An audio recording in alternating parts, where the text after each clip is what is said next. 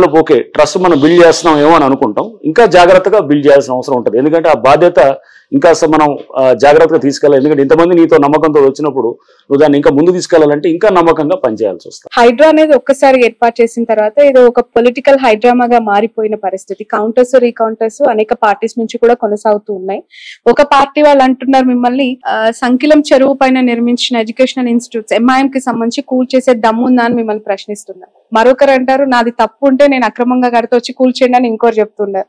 అసలు మీకు ఏం ప్రెషర్ అనిపించట్లేదా సార్? ఈ పొలిటికల్ అఫిలియేషన్ ఏ విధంగా డ్రైవ్ చేస్తుందండి? దానికి పొలిటికల్ ఎవరికి వాళ్ళు మీకు దమ్ముందా, మీకు ఇది ఉందా, అది ఉందా అనే దానికి నేను రియాక్ట్ కాదలుచుకోలేదు. అవన్నీ కూడా ఎవరికి వాళ్ళు వాళ్ళ పొలిటికల్ వాళ్ళ కంపల్షన్స్ లేకపోతే వాళ్ళ ఇంట్రెస్ట్ని డ్రైవ్ చేసుకోవడానికి చేసేటటువంటి వాటికి I don't need to react ఎవరికి కూడా. సో మాకు అక్కడ చేసేటప్పుడు ఒక పద్ధతి క్రమం బట్టి పోతాము. సో డెఫినెట్గా ఎఫ్టీఎల్లో ఒక ఎడ్యుకేషన్ ఇన్స్టిట్యూషనో లేకపోతే ఇది వచ్చినప్పుడు దాన్ని 100% దాని మీద యాక్ట్ చేయాల్సి వస్తుంది. బట్ చేసే క్రమంలో చాలామంది పిల్లలు ఉంటారు, చాలామంది వాళ్ళ అకాడమిక్ లైఫ్ ఉంటుంది, కాలేజెస్ ఉంటారు, స్టూడెంట్స్ ఉంటారు, స్కూల్స్ ఉంటాయి. సో వాళ్ళని ఒక బిల్డింగ్ మనం ఏది డెమాలిష్ చేసి మనం ఏదో విజయ గర్వంతో ఇది ఏదో ఎఫ్టీఎల్లో మొత్తం తీసామనంటే కనుక పొరపాటు. ఆ ఎఫ్టీఎల్లో చెరువును పరిరక్షణ అందింపడటం పిల్లల అకాడమిక్ లైఫ్ ని కూడా మనం జాగ్రత్తగా చూసుకోవాల్సిన అవసరం ఉంటుంది. అలానే వదిలేసేది కాదు, మనం ఒక టైం ఫ్రేమ్ ఇవ్వాలి. ఇచ్చేసి వాళ్ళకు ఒక 6 months అకాడమిక్ ఇయర్ అయిపోగానే డెఫినెట్ గా అప్పుడు they will be liable for ఇది వెకేట్ చేసేటట్టు కూడా ఉండాలి. సో హైడ్రా కూడా హ్యూమానిటేరియన్ గ్రౌండ్స్ ఉన్నాయి, ఆ కోవలోకి వర్తిస్తుంది చూస్తుందంట. హైడ్రా అనేది ఫైనల్ గా మనుషులతోటి నిండి ఉంటుందండి. హైడ్రా అనేది ఒక మాన్స్టర్ ఏం కాదు, సో మనుషులతోటే ఉంటుంది.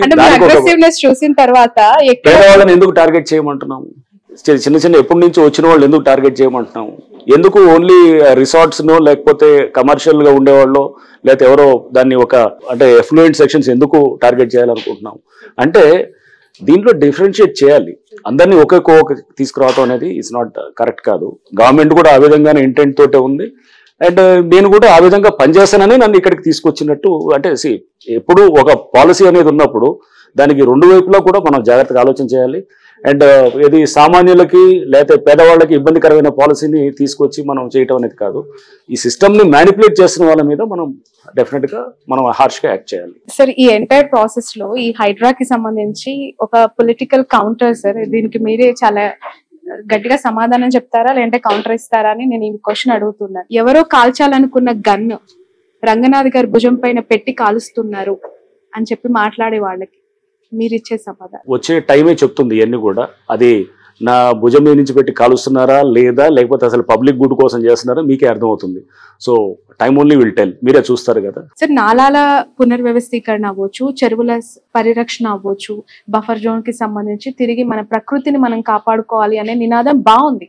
కానీ ఆల్రెడీ ఒక చరిత్రలో కనుమరుగైపోయిన చెరువులకి తిరిగి పునర్వైభవం వస్తుందా హైడ్రా ద్వారా అంటే? ఎందుకంటే అసలు అక్కడ చెరువు ఉందా నాలా ఉందా తెలుసుకోలేని అనేక స్ట్రక్చర్స్ ప్రస్తుతం హైదరాబాద్ లో కనిపిస్తూ ఉన్నాయి. అది ఖచ్చితంగా సాధ్యం అంటారా? అంటే మీరు ఎక్స్ట్రీమ్స్కి వెళ్ళొద్దు. అనేది ఆల్రెడీ 100% ఆక్యుపై అయిన చెరువుని కాదు, అట్లీస్ట్ ఇప్పుడు 60% 50% ఉన్న చెరువుని కాపాడుకోవచ్చు. అండ్ కొంతవరకు ఉన్నదాన్ని రివైవ్ చేయడానికి ట్రై చేస్తాము. మరి పూర్తిగా పోయిన చెరువుని అంతా కూడా నేను తీసుకొచ్చి 100% ఉన్న దాన్ని మళ్ళీ పూర్తిగా చెరువుని రివైవ్ చేస్తానని అనట్లేదు. బట్ ఒక సీరియస్ అటెంప్ట్ అనేది చేసినప్పుడు ఇప్పుడు లాట్ ఆఫ్ డిస్కషన్ జరుగుతుంది. ఇన్నాళ్ళు బఫర్ జోన్ అంటే తెలియదు, ఎఫ్టీఎల్ అంటే తెలియని వాళ్ళు ఇప్పుడు ఏంటి అనేది తెలుసుకుంటున్నారు. ఇప్పుడు ఒక కబ్జా చేయాలంటే కనుక 1-2 సార్లు జాగ్రత్తగా చేస్తారు. మీరు చూస్తున్నారు ఇప్పుడు చాలా ఎంక్రోచ్మెంట్స్ కూడా అసలు నేనే ఆశ్చర్యపోతున్నాను. రోజు చాలా జరుగుతున్నాయి హైడ్రాకి సంబంధం లేకుండా. మరి ఇన్నాళ్ళు ఎందుకు జరగలేదు, ఇప్పుడు ఎందుకు జరుగుతున్నాయి? సో అంటే ఒక కల్చర్ చేంజ్ కూడా వస్తుంది. That is what we precisely want. అంటే మనుషుల ఆలోచన విధానంలో కూడా ఆఫీసర్స్ కూడా జాగ్రత్త లుక్, మీరు చేయకపోతే కనుక రేపు వచ్చి వీ విల్ డిమాలిష్, ఫస్ట్ వాళ్ళకే ఇస్తాం. అండ్ రేపు మేము డిమాలిష్ చేస్తే కనుక దాంట్లో ఆఫీసర్స్ ని ఎవరైతే బాధలు ఉన్నారో వాళ్ళని డెఫినెట్ గా దిల్ బి బుక్డ్ అనమాట. హైదరాబాద్ కామన్ పీపుల్ కి హైడ్రా ద్వారా కమిషనర్ ఆఫ్ రంగనాథ్ గారు ఎలాంటి సలహా ఇస్తారు? ఒక సలహా ఇవ్వమంటే అంటే దీనికి సంబంధించి ఒక పానిక్ వాళ్ళలో కనిపిస్తోంది, మా ఇల్లు కూల్చేస్తారేమో, మా ఇల్లు నేలమట్టం అయిపోతుందేమో, ఒక భయంతో ఉన్న వాళ్ళకి మీరు ఇచ్చే ఒక అమూల్యమైన సలహా. సామాన్యులు ఎవరు పేదవాళ్ళు ఇప్పుడు ఇల్లు కట్టుకొని వాళ్ళు ఉన్న వాళ్ళని ఎవరిని జోలికి వెళ్ళము. మిడిల్ క్లాస్ వాళ్ళు ఎవరు కూడా వాళ్ళు ఇల్లులు కట్టుకొని వాళ్ళు ఉన్న వాళ్ళని ఎవరి జోలికి వెళ్ళము. ఎక్కడైతే కనుక ఎఫ్టీఎల్ చుట్టూ ఉన్నటువంటి దాంట్లో లగ్జరీ హోమ్స్ అంటే లైక్ సపోజ్ సంబడి ఏదో రిసార్ట్స్ ఏదో ఉన్నది అట్లాంటి వాళ్ళ దగ్గరికి అది చేస్తాము. అండ్ అది కూడా ఏంటి వాటర్ బాడీస్ వరకే, మెయిన్ ఇప్పుడు డ్రింకింగ్ వాటర్ బాడీస్ మనకి లైక్ హుస్సేన్ సాగర్, మన హిమాయత్ సాగర్ అండ్ గండిపేట ఉంది, దాన్ని దగ్గర చేస్తాం.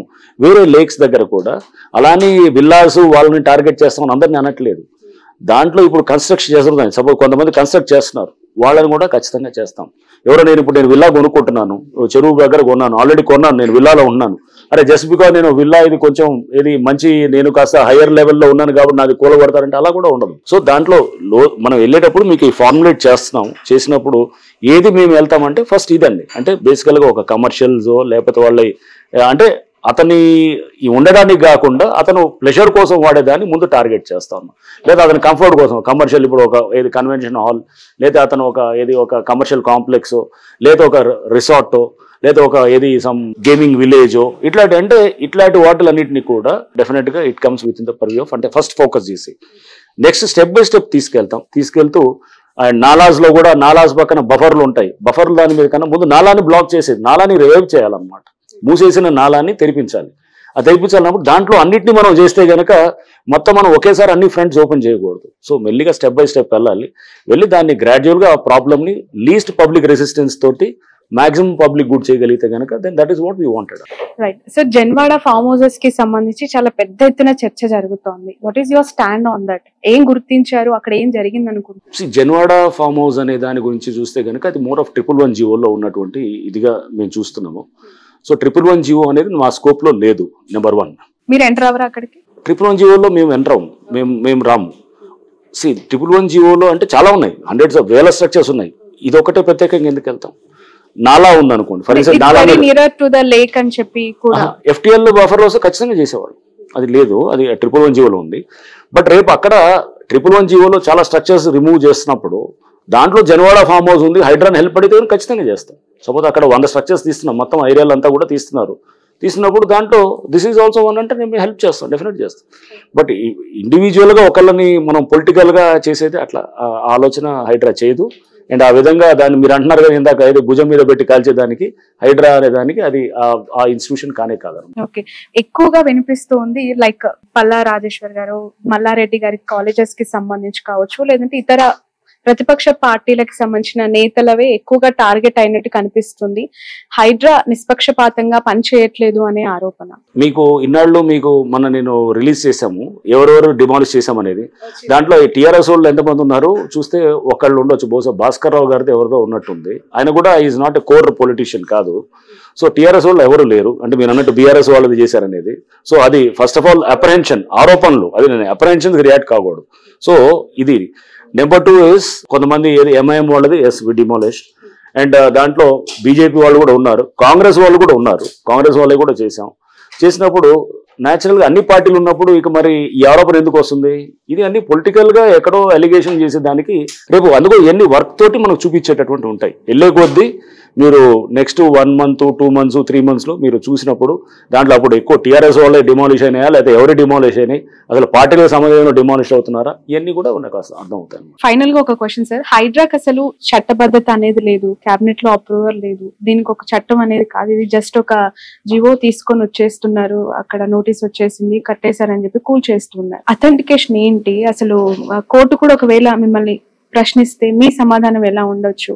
హైడ్రా అనేది ఒక జియో ద్వారా కాన్స్టిట్యూట్ అయింది. జియో అనేది ఒక గవర్నమెంట్ ఆర్డర్ ఉంటుంది, 99 జియో ఉంది, డేటెడ్ 19th July లాస్ట్ మంత్తో వచ్చింది. సో ఇది జియో కాన్స్టిట్యూట్ చేయడానికి ఏంటి, ఆర్టికల్ 162 అని ఉంటుంది రాజ్యాంగంలో. ఆర్టికల్ 162 ఏం చెప్తుందంటే the executive power of the state extends to all the subjects to which the legislative power of the state extends to అనమాట. అంటే చట్టాన్ని చేసేటటువంటి అధికారం ఎక్కడ దాకా ఉంటుందో ఆ అన్నిటికీ కూడా ఎగ్జిక్యూటివ్ పవర్, అంటే ఎగ్జిక్యూటివ్ ఏది ఇట్లా ఒక గవర్నమెంట్ ఆర్డర్ ద్వారా చేసేదానికి కూడా అవకాశం ఉంటుంది.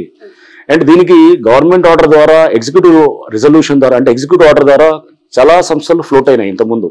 ఇక్కడ మన దగ్గర చూస్తే విజిలెన్స్ ఎన్ఫోర్స్మెంట్ డిపార్ట్మెంట్ ఉండొచ్చు, ఏసీబీ ఉండొచ్చు, లేకపోతే కేంద్రంలో చూస్తే ప్లానింగ్ కమిషన్, ఒకప్పుడు మొత్తం ప్లానింగ్ కమిషన్ ఉండొచ్చు, లా కమిషన్ ఉండొచ్చు, ఇవన్నీ ఎన్నో కమిషన్స్ కూడా ఎగ్జిక్యూటివ్ ఆర్డర్ ద్వారా ఫామ్ అయినాయి అనమాట. సో అందుకోసము దీనికి ఓన్లీ చట్టం చేస్తేనే ఇది అనేది కాదు, బట్ డెఫినెట్గా దీనికి కొన్ని ఎక్కడెక్కడైతే కొన్ని చిన్న చిన్న లూప్ హోల్స్ ఉన్నాయో దానికి కూడా చట్టబద్ధత తీసుకురావడానికి కంప్లీట్ ఇది ఒక ఇండిపెండెంట్ బాడీ అంటారా సార్? ఇండిపెండెంట్ డిపార్ట్మెంట్, ఎవరు దీని వెనక ఎవరు ఇండిపెండెంట్ డిపార్ట్మెంట్. దీనికి బడ్జెటింగ్ సెపరేట్ చేశారు. దీనికి గవర్నింగ్ కౌన్సిల్ కి చైర్మన్ సీఎం గారు ఉంటారు. దీని మినిస్టర్స్ కూడా దాంట్లో మెంబర్స్ ఉన్నారు. అండ్ దానికి కమిషనర్ గా నేను ఉన్నాను. సో ఇవన్నీ దీనికి ఒక జియో ద్వారా వచ్చిందనేది చట్టం పరిధిలో రాదు అని అంటే పొరపాటు. అది G O is also legally valid ఇదనమాట. ఒక అంటే లీగల్ గా ఫార్ములేట్ అయినటువంటిది అనమాట. రైట్.